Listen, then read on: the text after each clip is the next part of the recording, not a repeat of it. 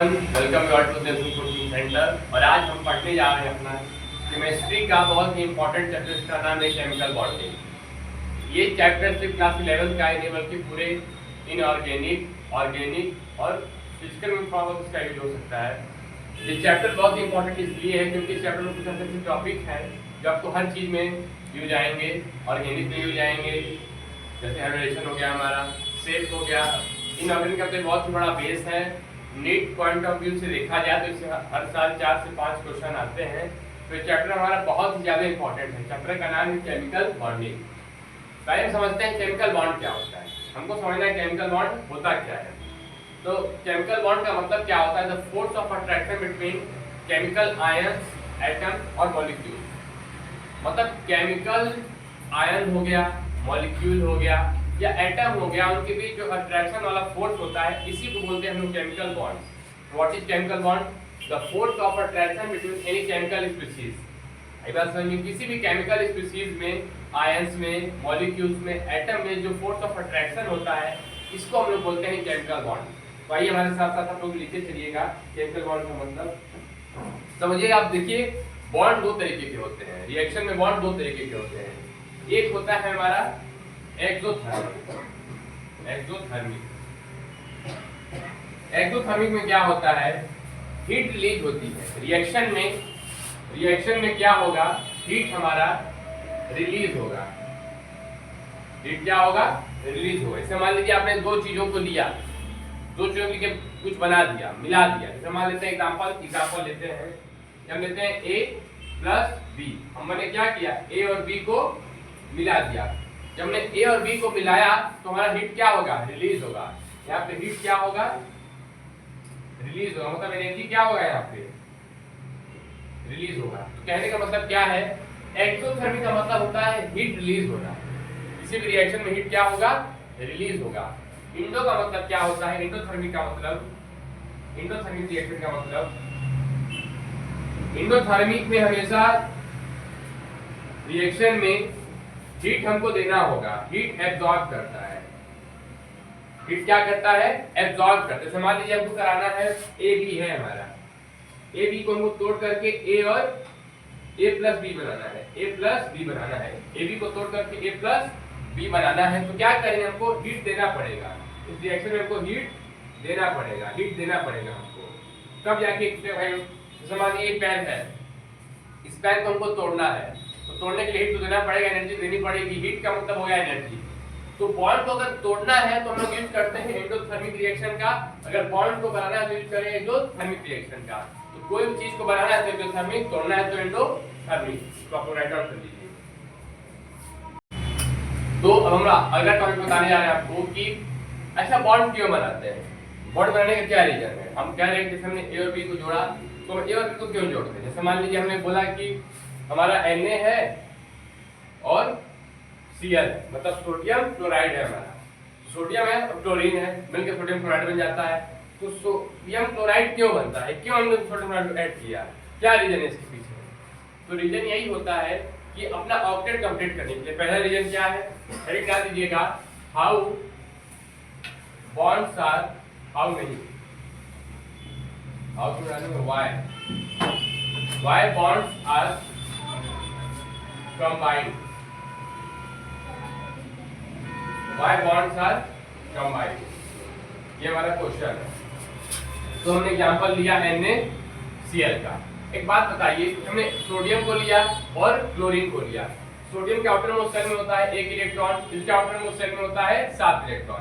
ये मिलकर बना लेते हैं सोडियम क्लोराइड। क्या बना लिए? सोडियम क्लोराइड बना लिए। एक बात समझिएगा जरा, हमारा हमने बोला कि बॉन्ड क्यों बनाते हैं, क्या रीजन है बॉन्ड बनाने का? तो रीजन पहला रीजन ये होता है, फर्स्ट रीजन यही है हमारा, to complete octet. To complete octet. इसके पास 7 है, इसके पास 1 है, दोनों मिल जाएंगे, इलेक्ट्रॉन की शेयरिंग हो जाएगी, तो क्या हो जाएगा? ऑक्टेट हमारा कंप्लीट हो जाएगा। बाय द शेयरिंग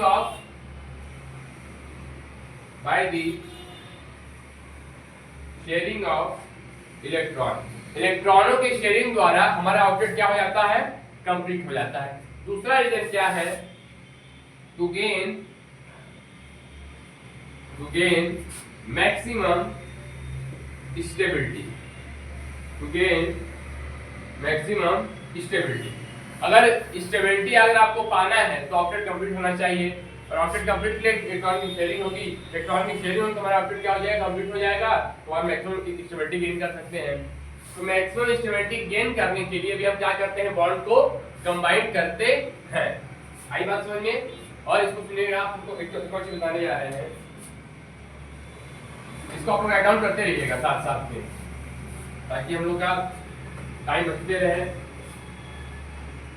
और जो हमारा ये चैप्टर है केमिकल बॉन्डिंग, इसमें कुछ टॉपिक ऐसे हैं जो आपको पढ़ना है, जो आपको क्लास 12 में भी काम आएंगे। क्लास 11 का चैप्टर लेके हम इसको बहुत वेरी इंपॉर्टेंट टॉपिक समझ के पढ़ेंगे। समझिएगा बात। तो टॉपिक क्या है हमारा, कि हम लोग जैसे कोई भी इसमें को बॉन्ड बनाना है, इस चैप्टर में हर चीज में बॉन्ड बनाते रहना है।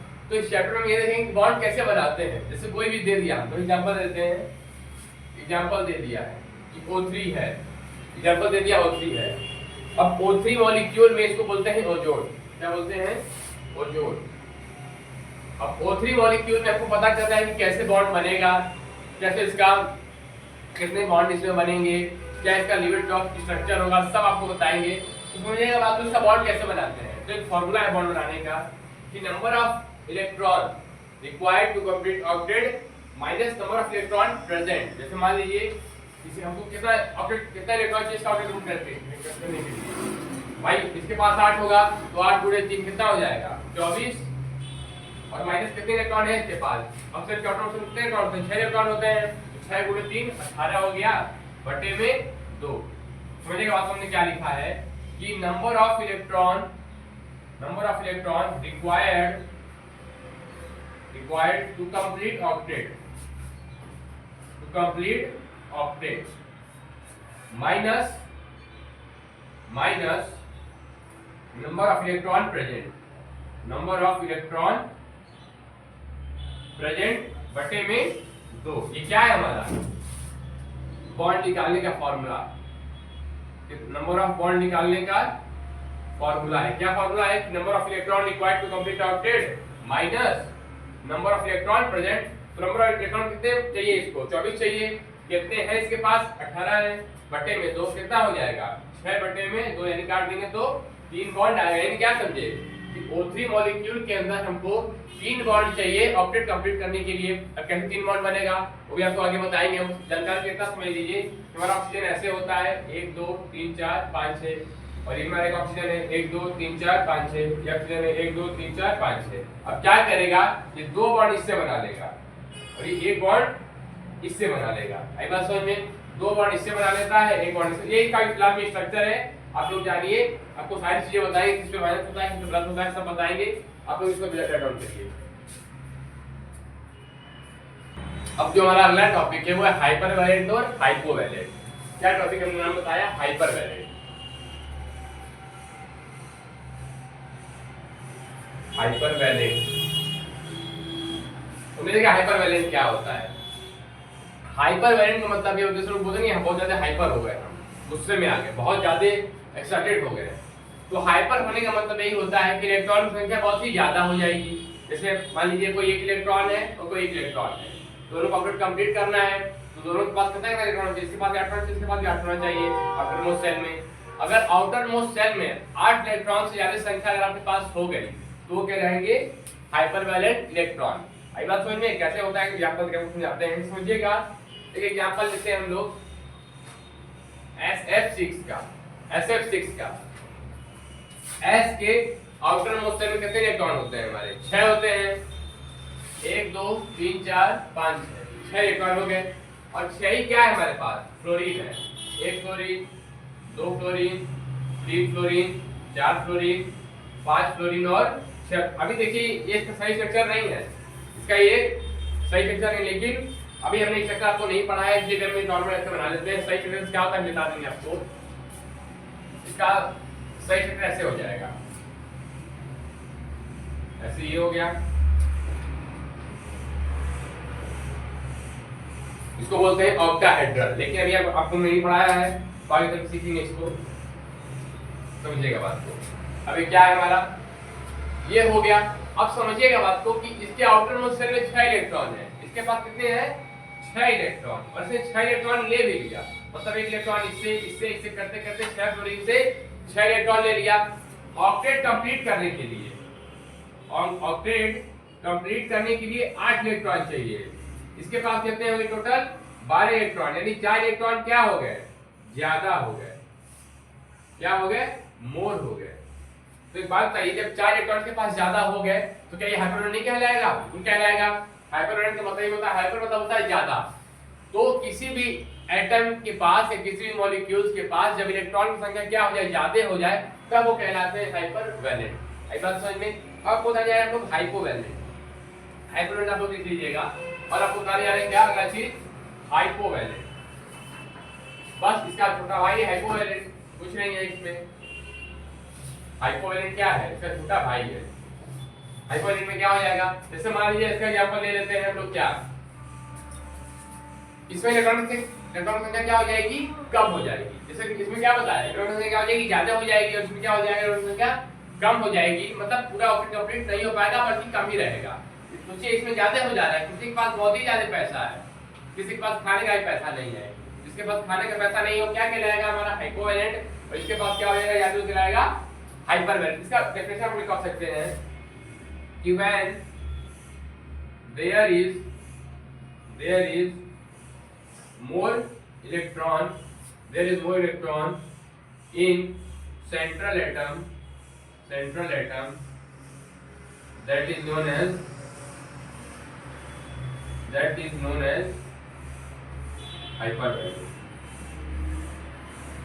हाइपरवैलेंट मतलब सेंट्रल मेटल एटम के पास क्या होना चाहिए मोर देन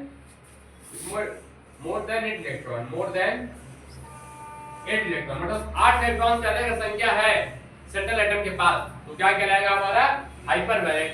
हाइपोवैलेंट क्या होता है? हाइपरवैलेंट में क्या होगा इलेक्ट्रॉन की संख्या क्या हो जाएगी कम हो जाएगी। सॉरी हाइपोवैलेंट में, हाइपरवैलेंट में क्या होता था मोर, हाइपर मतलब समझ लीजिए मोर, और हाइपो में क्या हो जाएगा लेस हो जाएगा। इसमें क्या होता है, जैसे एग्जांपल लेते हैं BF3 का, इसके आउटर मोस्ट शेल में होता है बोरॉन के आउटर मोस्ट शेल में होते हैं 3 इलेक्ट्रॉन। कितने इलेक्ट्रॉन होते हैं 3 इलेक्ट्रॉन, यानी 1 2 3 इलेक्ट्रॉन होते हैं, और तीनों क्या करेंगे फ्लोरीन के साथ बॉन्ड बना लेंगे, फ्लोरीन के साथ क्या कर लेंगे बॉन्ड बना लेंगे। इसके पास होते हैं 3 इलेक्ट्रॉन इधर से ले लिया, टोटल कितने इलेक्ट्रॉन हो गए 3 इलेक्ट्रॉन प्लस 3 इलेक्ट्रॉन टोटल कितने हो गए 6 इलेक्ट्रॉन। ऑक्टेट कंप्लीट करने के लिए कितने इलेक्ट्रॉन चाहिए 8 इलेक्ट्रॉन, और इसके पास है कितने 6 इलेक्ट्रॉन।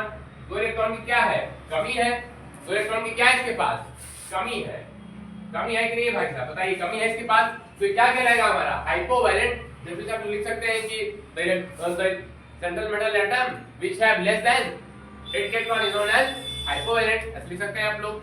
तो हाइपरवैलेंट और हाइपोवैलेंट में बहुत सारे क्वेश्चन आते हैं, तो आप लोग राइट डाउन कर लीजिए। हम अपना सम इंपॉर्टेंट टॉपिक एंड करिएगा, some important topic, some important things. Sorry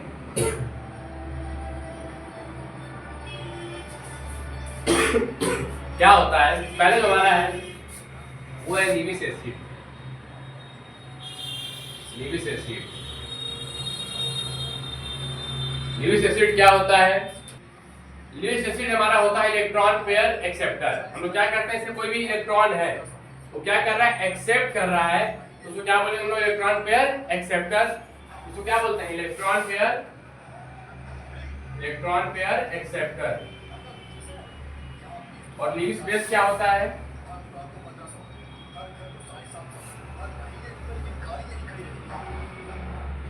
electron pair donor. Base क्या कर बंद हो गया था, वीडियो बंद होने के कारण उन्होंने जी है पीछे हमारे। चलिए फिर से बताना पड़ेगा।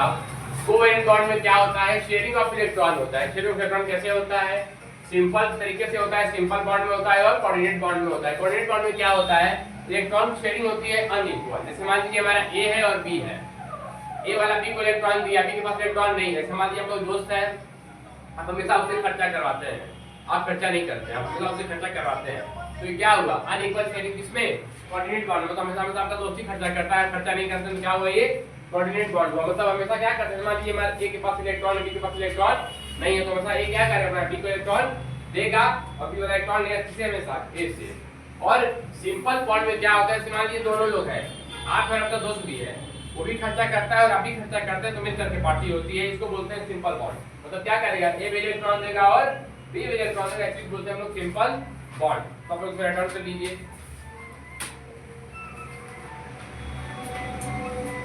अब कुछ चीजें हमको जाननी है, जैसे एक चीज जानना है कोवैलेंसी, एक चीज क्या जानना है हमको, कोवैलेंसी। तो आपको घर निकाल दीजिएगा कोवैलेंसी। अगला हेडिंग में डालिएगा कोवैलेंसी। हेडिंग क्या डाला आपने, कोवैलेंसी। इसका जो डेफिनेशन होता है वो होता है कंबाइनिंग कैपेसिटी ऑफ इलेक्ट्रॉन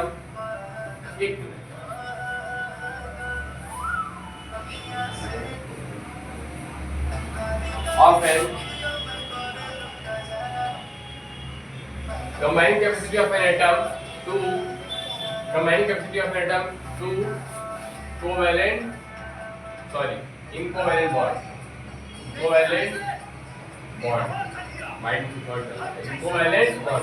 तो कोवैलेंसी क्या होता है, combining capacity of an atom in covalent bond. मतलब कंबाइनिंग कैपेसिटी होती है किसकी, एटम की कोवैलेंट बॉन्ड, इसी को हम क्या बोलते हैं, कोवैलेंसी। आप लोग रिटर्न कर लीजिए इसको। जैसे मानिए एग्जांपल आपको समझाते हैं, किसका, CO3 का, इसमें हमारा कार्बन है, किसका ऑटोमेटिक कितने इलेक्ट्रॉन होते हैं, 4 इलेक्ट्रॉन होते हैं। तो 1 2 3 4 CO3 यहाँ लिखते हैं, एक ऑक्सीजन यहाँ हो गया, एक ऑक्सीजन यहाँ पे हो गया। आई बात समझ में, CO3 पर 2 माइनस हो जाएगा, इसमें माइनस और इसमें माइनस। समझिएगा बात को, क्या होता है, इसका वो निकालना है कोवैलेंसी। तो कैसे निकालेंगे, आपको ट्रिक बताने जा रहे हैं। ट्रिक ध्यान दीजिएगा। ट्रिक क्या होता है, number of sigma bond plus number of pi bond, number of sigma bond plus number of pi bond, number of sigma bond plus number of pi bond. कैसे होगा, नंबर ऑफ सिग्मा बॉन्ड कितने इसमें, 1 2 और 3 sigma bond हो गया, plus number of pi bond कितने हैं, और पाई बॉन्ड कितने हैं हमारा, ये 1 है। नंबर ऑफ सिग्मा और पाई बॉन्ड कितने हैं, क्या हो जाएगा, 4। यानी इसका कोवैलेंसी कितना हो गया, 4। कोवैलेंसी बराबर 4, यानी इसकी कोवैलेंसी कितनी हो गई, 4 हो गई। आई बात समझो, कोवैलेंसी क्या होता है, क्या combining capacity of an atom in covalent bond. मतलब ये कोवैलेंट बॉन्ड है हमारा, अनइक्वल शेडिंग हो रही है, इस कोवैलेंट बॉन्ड में हमारी कितनी कंबाइनिंग कैपेसिटी है वही हमको बताना है, वही हमारा क्या कहलाता है, सॉरी क्या कहलाता है, हमारा कोवैलेंसी कहलाता है। आई बात समझ में, तो पूरा काउंट कर लीजिए।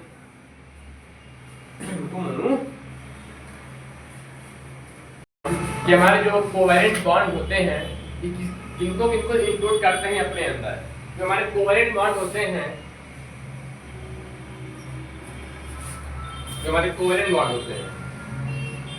ये 2 टाइप के होते हैं। जैसे आपने देखा अभी सिग्मा बॉन्ड और कौन से, पाई बॉन्ड। सिग्मा बॉन्ड और पाई बॉन्ड, जो सिग्मा बॉन्ड होते हैं इनमें सिंगल बॉन्ड होते हैं सारे, तो इंक्लूडेड होते हैं, क्या होते हैं, इंक्लूडेड इन इसके अंदर covalent bond, included in covalent bond. और ये क्या होते हैं, स्ट्रॉन्ग बॉन्ड। क्या होते हैं, स्ट्रॉन्ग बॉन्ड। जो हमारे पाई बॉन्ड होते हैं, पाई बॉन्ड क्या करते हैं, ये not included in covalent bond, not included in covalent bond. और ये क्या होते हैं, हमारे वीक बॉन्ड होते हैं, कोवैलेंट बॉन्ड का मतलब क्या हुआ, पाई बॉन्ड का मतलब क्या हुआ, इसमें A और B के बीच में डबल बॉन्ड, इसमें क्या होगा, A और पी के बीच में सिंगल बॉन्ड होंगे। आई बात समझ में? मतलब दोनों के बीच में अगर सिंगल बॉन्ड है तो क्या कहलाएगा? कोवेलेंट बॉन्ड में इंक्लूड होगा। जैसे एग्जांपल ले लेते हैं हम लोग, एग्जांपल लेते हैं BH4+ का, क्या कहलाएगा? कोवेलेंट बॉन्ड कहलाएगा। लेकिन अगर डबल बॉन्ड है कोवेलेंट बॉन्ड वो नहीं कहलाएगा। आई बात समझ में? तो एडवांस कर लीजिएगा, पॉज करो रोकना। और हमको वैलेंसी देखना है सेकंड पीरियड के लिए, तो डाल दिया heading valency for second period. Valency for second period. तो सेकंड पीरियड के हमारे जनरली जो वैलेंसी होते हैं, सेकंड पीरियड की जो हमारी जनरली वैलेंसी होते हैं वो क्या होते हैं? 4 ही होते हैं। कि the valency of second period is 4। कम करो। The valency of second period is 4। मतलब सेकंड पीरियड का वैलेंसी क्या होता है? जनरली 4 ही होता है। आई बात हमारा कार्बन है, ये क्या हमारा सेकंड पीरियड का है। तो सेकंड पीरियड के वैलेंसी क्या होता है जनरली? ए मनु पीरियड टेबल क्या है? आपको कौन दिखा रहा है सेकंड पीरियड के साथ? 1 मिनट टाइम लगेगा आप लोगों का।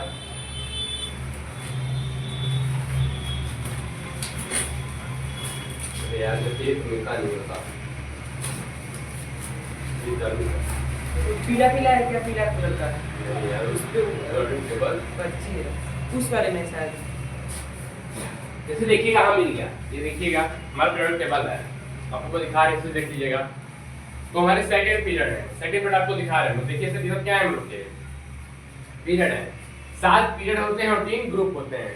तो सेकंड पीरियड कौन सा हमारा? ये वाला कार्बन, नाइट्रोजन, फ्लोरीन, सब क्या है हम लोग के सेकंड पीरियड। ध्यान दीजिए, सब क्या है हम लोग के सेकंड पीरियड। लेकिन जनरली हमारा जो फ्लोरीन होता है, ऑक्सीजन होते हैं, जनरली क्या होते हैं? जो हमारे ऑक्सीजन एंड फ्लोरीन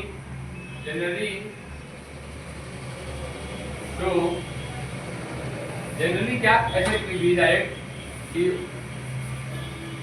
जो 2 and 1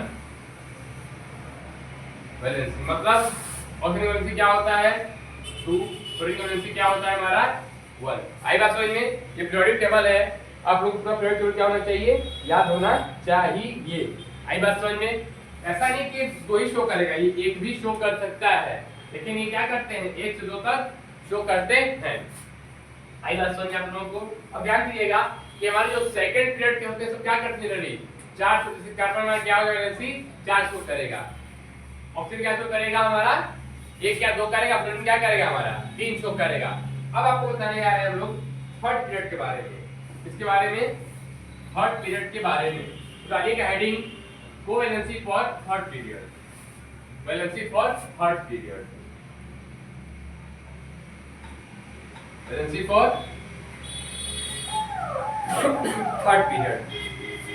थर्ड पीरियड में जैसे मान लीजिए हमारा आ गया सोडियम, आ गया मैग्नीशियम, आ गया एल्युमिनियम, आ गया। ये सब क्या करते हैं? थर्ड पीरियड के हैं। Sodium, magnesium, aluminium, silicon, phosphorus, sulphur, chlorine, argon, potassium, सब क्या है हम लोग के? मतलब ऐसे बढ़ते जाएंगे हम लोग, सब क्या कहलाएंगे? थर्ड पीरियड कहलाएंगे। हमारी सोडियम है, हमारा सोडियम है। सोडियम का आटोमिक नंबर में कितने इलेक्ट्रॉन होते हैं? 1 इलेक्ट्रॉन होते हैं। इसका वैलेंसी क्या कहलाएगा? 1 कहलाएगा। सोडियम की वैलेंसी क्या होती है? 1 हो गया। मैग्नीशियम है हमारा, मैग्नीशियम का आटोमिक नंबर में कितने इलेक्ट्रॉन होते हैं? 2 इलेक्ट्रॉन। इसका वैलेंसी क्या कहलाएगा? 2 कहलाएगा। एल्युमिनियम है, एल्युमिनियम का आटोमिक नंबर में कितने इलेक्ट्रॉन होते हैं? 3 इलेक्ट्रॉन होते हैं। इसका वैलेंसी क्या कहलाएगा? 3 कहलाएगा। तो फिर राइट कर लीजिए जल्दी।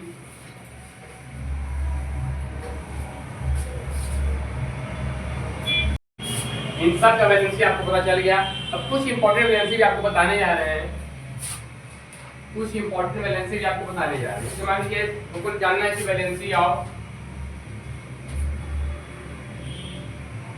बोरॉन, वैलेंसी ऑफ बोरॉन, कि बोरॉन की वैलेंसी क्या होती है। अच्छा बताइए, बोरॉन का हमको लिखना है, अगर क्या बोलते हैं इलेक्ट्रॉनिक कॉन्फ़िगरेशन, तो कैसे लिखेंगे? 1s2 2s2। कितने इलेक्ट्रॉन होते हैं इसके ऑटोनॉमस सेल में? प्रोटॉन होते हैं 5 इलेक्ट्रॉन होते हैं। 2 इसमें आ गए, 2 इसमें आ गए, 3 कितने आएंगे? 1 आएंगे। भाई साथ कितने होते हैं इसके पास? 1s2 2s2 2p1 ही होते हैं। तो बोरॉन के आउटर मोशन में कितने इलेक्ट्रॉन आ रहे हैं? एक इलेक्ट्रॉन आ रहे हैं। 2s ऐसे रहेगा, 2p में क्या रहेगा? 2p में क्या रहेंगे हमारे? एक ही इलेक्ट्रॉन रहेंगे। 2 बस p तक होता है, 2 में d नहीं आते हैं। आई बात समझिए? मतलब इसके आउटर मोशन में कितने इलेक्ट्रॉन हो सकते हैं? 2 इलेक्ट्रॉन, सॉरी एक इलेक्ट्रॉन आ सकते हैं। लेकिन इसके सेकंड ऑर्बिट में ध्यान दीजिएगा, ये हमारा s वाला है, ये 1s वाला है। 1s में 2 इलेक्ट्रॉन आएंगे, फिर 2s वाला है तो 2s में कितने इलेक्ट्रॉन आएंगे? 2 इलेक्ट्रॉन आएंगे। और 2p में कितने भी आएंगे? ये 2p में एक इलेक्ट्रॉन आया। मतलब अगर मैं ये इलेक्ट्रॉन इसको दे दे, ये हमारा क्या है? ये वाला, इसको बोलते हैं ग्राउंड स्टेट। ग्राउंड स्टेट का मतलब होता है कि वो अपने नॉर्मल स्टेट में है, इलेक्ट्रॉन फीलिंग होता है नहीं होगा। लेकिन अगर हम लोग बात करें एक्साइटेड स्टेट का, बात करें हम लोग एक्साइटेड स्टेट का, तो एक्साइटेड स्टेट में क्या होगा? इलेक्ट्रॉन की शेयरिंग हो जाती है। इलेक्ट्रॉन यहाँ से निकल के इसमें चला जाएगा, यहाँ पे नहीं जाएगा। यार ध्यान दीजिएगा, यहाँ पे इलेक्ट्रॉन नहीं जाएगा, यहाँ पे इलेक्ट्रॉन ऐसे ही रहेगा। एक्साइटेड स्टेट क्या होगा? इलेक्ट्रॉन ये s वाला निकल के 2s से निकल के कहाँ चला जाएगा? एक इलेक्ट्रॉन यहाँ से निकल करके यहाँ पे चला जाएगा। सॉरी, ये इलेक्ट्रॉन पहले था यहाँ पे आ जाएगा। इसको बोलते हैं एक्साइटेड स्टेट। और ये क्या है हमारा? Ground state. ग्राउंड स्टेट है क्या होता है हम डिटेल में आगे और बताएंगे। ग्राउंड स्टेट का मतलब ये होता है कि नॉर्मल स्टेट में है, इसलिए हमारा ये क्या है? हमारा ग्राउंड स्टेट है। ये क्या है? हमारा ग्राउंड स्टेट है। तो इलेक्ट्रॉन इसमें है और एक इलेक्ट्रॉन इसमें है, ध्यान दीजिएगा। वाला ऐसे है। तो ग्राउंड स्टेट हमारा एक्साइटेड स्टेट में क्या होगा कि इलेक्ट्रॉन यहाँ से निकल करके यहाँ पे आ जाएगा। मतलब एक इलेक्ट्रॉन यहाँ से निकल के यहाँ पे आ गया हमारा, यहाँ पे आ गया, हमारा क्या है? खाली है। अब ध्यान दीजिएगा, यहाँ पे क्या है? टोटल 3 हमारे अनकंप्लीटेड क्या है हमारे? अनकंप्लीटेड शेल। सॉरी,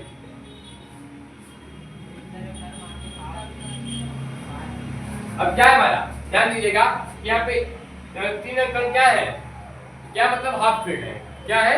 हाफ फील्ड है। एक इलेक्ट्रॉन यहाँ पे कंप्लीट नहीं है, इलेक्ट्रॉन यहाँ पे भी, एक इलेक्ट्रॉन यहाँ पे भी। मतलब इसका क्या है? Valency, covalency of boron is क्या हो गया? 3 हो गया। आई बात समझ में आया कि नहीं? फिर समझाते हैं। मान लीजिए कोई भी हमारा एटम है, उसके आउटर मोस्ट में जितने इलेक्ट्रॉन रहते हैं वही उसका क्या होता है? वैलेंसी होता है। इसमें होता है कि आउटर मोस्ट में एक इलेक्ट्रॉन से एक वैलेंसी हो जाएगा, इसके 2 है तो 2 वैलेंसी हो जाएगा, एल्युमिनियम में 3 है तो 3 वैलेंसी हो जाएगा। मतलब आउटर मोस्ट शेल में जितने इलेक्ट्रॉन रहेंगे उसकी वैलेंसी होगी। बोलो ओए बंगा, आओ कहां जा रहे हो? कहीं नहीं। वो कहां जा रहा है? आपको बताने जा रहे हैं कोवैलेंसी ऑफ नाइट्रोजन का। हेड डालिएगा कोवैलेंसी ऑफ नाइट्रोजन।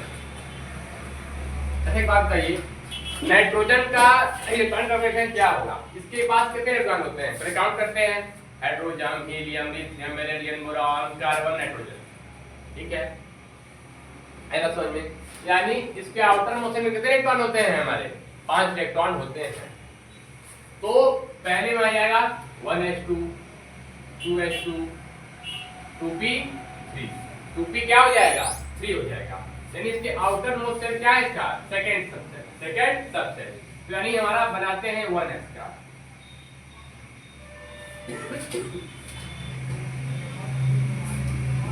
और ये p वाला है, p में क्या हो जाएंगे?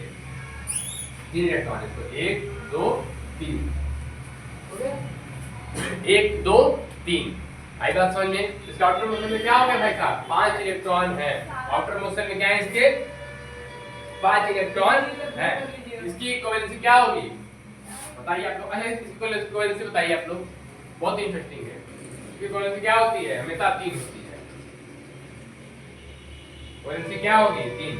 कोवैलेंसी का मतलब होता है, एक लाइन लिखिएगा, कोवैलेंसी का मतलब होता है कि number of unpaired electron, number of unpaired electron. जितने भी अनपेयर्ड इलेक्ट्रॉन होते हैं, जितने भी अनपेयर्ड इलेक्ट्रॉन होते हैं वही उसका क्या कहलाता है? कोवैलेंसी कहलाता है। आई बात समझ में? जितने भी नंबर ऑफ अनपेयर्ड इलेक्ट्रॉन होते हैं वही क्या कहलाएगा? हम लोग का कोवैलेंसी कहलाएगा। ध्यान दीजिएगा इस चीजों को। और आप लोग प्लीज वीडियो को पूरा देखा करिए और कमेंट जरूर बताया करिए कैसा लगता है वीडियो आप लोगों को। अब आपको बताने जा रहे हैं अगले टॉपिक के बारे में। क्या हुआ? कोवैलेंसी ऑफ फास्फोरस बताने जा रहे हैं आपको। इसके बाद बताने जा रहे हैं कोवैलेंसी ऑफ फॉस्फोरस। नेपाल के नीचे कौन आता है? पाकिस्तान आता है हमारा। भाई क्या होता है? नेपाल, पाकिस्तान, ऑस्ट्रेलिया सब बिगाड़ी। तो ये ट्रिक हमको याद करने का, आपको याद कर लीजिएगा। आई बात समझ में? अब आपको बताने जा रहे हैं हम कैसे इसको करते हैं। अब समझिएगा बात को। इसके पास क्या होंगे? सेम तरीके के हाइब्रिडेशन होंगे इसके पास। भाई इसके पास क्या कहलाएगा? बात चीजें बदल जाएंगी। क्या हो जाएगा?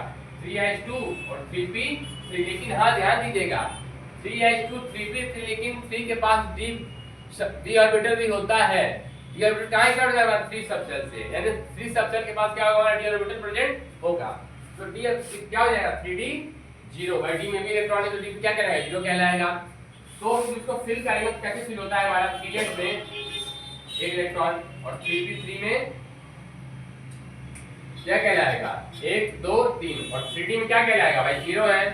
1 2 3 4 और 1 ये 5। d में क्या होते हैं? 5 इलेक्ट्रॉन। तो कहने का मतलब ये है हमारे कि हमेशा d के पास कितने होंगे? हमारे 10 इलेक्ट्रॉन होते हैं। p में क्या होता है? मेरा 6 इलेक्ट्रॉन होता है। s में क्या होते हैं? 2 इलेक्ट्रॉन होते हैं। अब ध्यान दीजिएगा, यहाँ पे 3 इलेक्ट्रॉन है, यहाँ पे क्या है? 2 इलेक्ट्रॉन। लेकिन क्या है? ये पेयर है। क्या है हम लोग के? Paired electron, paired electron. और ये क्या है हम लोग के? Unpaired electron. ये क्या है हम लोग के? Unpaired electron. और कोवेलेंस कैसे फाइंड करते हैं? नंबर ऑफ अनपेयर्ड इलेक्ट्रॉन से। तो 3 तो इसके हैं, लेकिन ध्यान दीजिएगा एक्साइटेड स्टेट में, एक्साइटेड स्टेट क्या होता है? इलेक्ट्रॉन यहाँ से जंप करके यहाँ एक्साइट हो जाता है, कूद जाता है, यहाँ से यहाँ कूद जाएगा। ये बात समझ में? अब यहाँ से कूद कर क्या होगा? एक्साइटेड स्टेट हो गया, मतलब चीज यहाँ से वहां पे कूद जाएगा, तुरंत काम करने लगेगा। तो एक्साइटेड में क्या होगा? एक इलेक्ट्रॉन, ध्यान दीजिएगा, इलेक्ट्रॉन यहाँ से निकल करके अब कहाँ चला जाएगा? इलेक्ट्रॉन यहाँ पे आएगा। 2 इलेक्ट्रॉन थे, इलेक्ट्रॉन यहाँ से निकल क्या पे आ जाएगा? हम लोग का यहाँ पे आ जाएगा। मतलब टोटल नंबर ऑफ कितने हो जाएंगे? Unpaired electron. अनपेयर्ड इलेक्ट्रॉन कितने हो गए बताइए? 1 2 3 4 5। कितने हो जाएंगे? 5। यानी फास्फोरस की वैलेंसी क्या होती है? कोवैलेंसी बराबर 5। आई बात समझ में? तो फास्फोरस की कोवैलेंसी क्या हो गई? 5 हो गई। आया कि नहीं आया? आया ना? कमेंट करके जरूर करें कैसा लगा आप लोगों को। अब आपको आगे बताने जा रहे हैं हम कुछ इंपॉर्टेंट चीज़, तो आप लोग थोड़ा नोट कर लीजिए। ए मोनू पोस्ट करा हो किया